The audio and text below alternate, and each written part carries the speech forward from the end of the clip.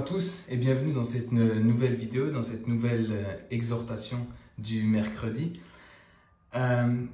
Cet après-midi, j'ai eu à cœur de vous parler de l'Église et de chaque croyant.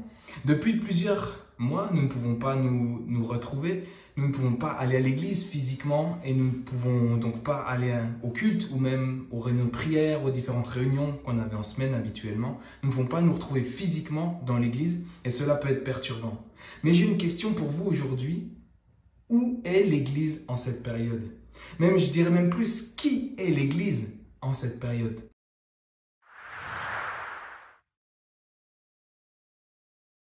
L'église ne se limite pas au bâtiment. Dieu n'est pas dans le bâtiment. Dieu n'est pas dans l'église de la prairie ou même dans d'autres églises, dans d'autres bâtiments. Dieu ne se limite pas au bâtiment.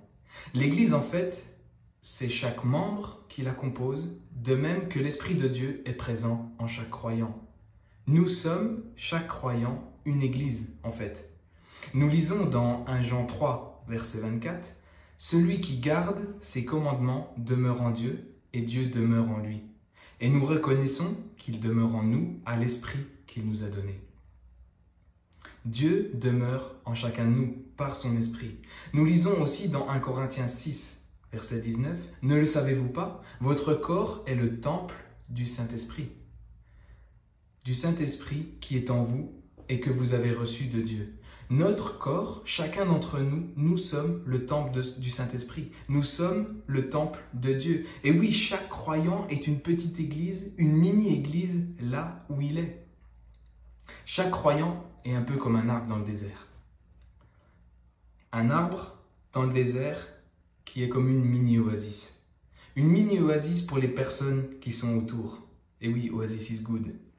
Mais imaginez maintenant qu'il y ait une méga tempête qui arrive sur cet arbre seul au milieu du désert. Il a peu de chance, même je dirais aucune chance de résister à la tempête. C'est sûr, il est HS. Et après, il n'y aura plus cette mini-oasis pour les personnes autour. Imaginez maintenant une forêt complète avec au moins 8000 arbres au milieu de ce désert. Je ne suis pas en train de vous refaire un remix de l'histoire du fou sur le sable. Vous allez la retrouver dans Matthieu 7 si vous voulez la lire. Mais revenons à notre forêt au milieu du désert. La tempête arrive et après la tempête, la forêt est toujours là. Mais pourquoi la forêt est toujours là? Pourquoi elle tient toujours debout? Tout simplement parce qu'une multitude d'arbres, une forêt est plus résistante qu'un seul arbre. Un chrétien seul, c'est un peu comme cet arbre au milieu du désert. Il n'a aucune chance de résister quand une tempête arrive. Alors que, au contraire, une forêt de chrétiens, une forêt d'arbres résiste mieux aux tempêtes.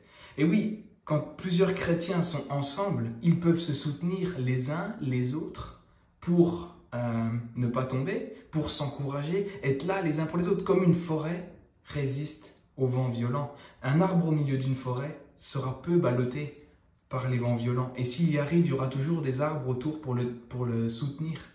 C'est la même chose avec l'Église. C'est la même chose avec les chrétiens qui nous entourent. Et en cette période, nous n'avons plus la possibilité de nous retrouver physiquement, mais nous pouvons toujours nous retrouver via les cultes sur YouTube. Nous pouvons toujours nous retrouver avec les différentes réunions dans la semaine, toujours sur Internet. Nous avons la possibilité aussi de nous appeler, d'aller rencontrer une, deux personnes. Utilisons ces moyens. Restons connectés les uns aux autres. Connectés via Internet, mais aussi connectés via Christ. Unis en Christ les uns avec les autres. Pendant la tempête, nous devons faire qu'un avec Christ. Nous devons nous unir avec lui tous ensemble. Plus que jamais, nous devons passer du temps dans la prière, dans la communion ensemble. Et nous devons être cette forêt aussi qui accueille les arbres isolés. Les arbres isolés blessés des tempêtes. Nous devons être là pour les accueillir plus que jamais. Et il y a 2 semaines, Philippe, dans son message, nous a parlé des réactions des disciples suite à l'ascension de Jésus au ciel.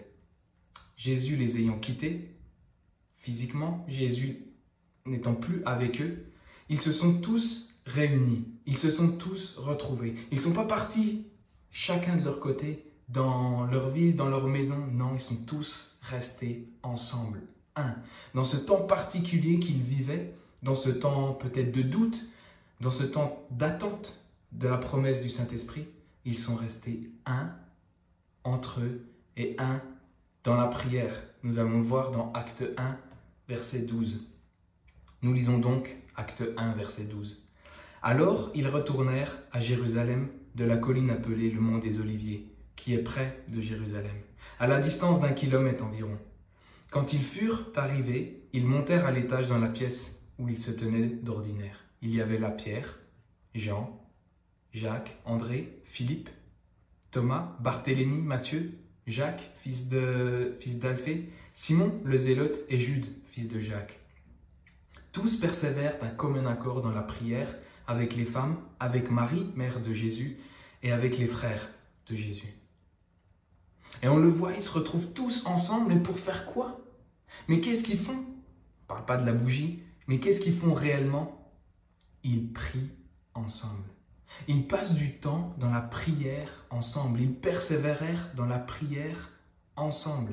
Restons tous ensemble, connectés les uns aux autres, mais connectés aussi à Dieu, tous ensemble.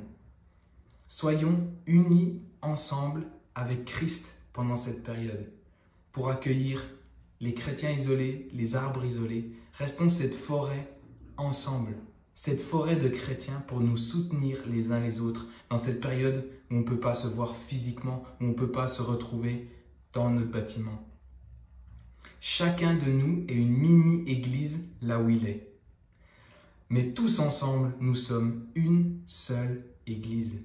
Une seule église plus forte pour faire face aux tempêtes de chacune de nos vies, pour faire face aux tempêtes de l'église en général. Nous sommes forts, tous ensemble. Et toi maintenant, que vas-tu faire? Est-ce que tu vas rester seul dans le désert? Ou alors est-ce que tu vas rejoindre une forêt de chrétiens? À toi de choisir.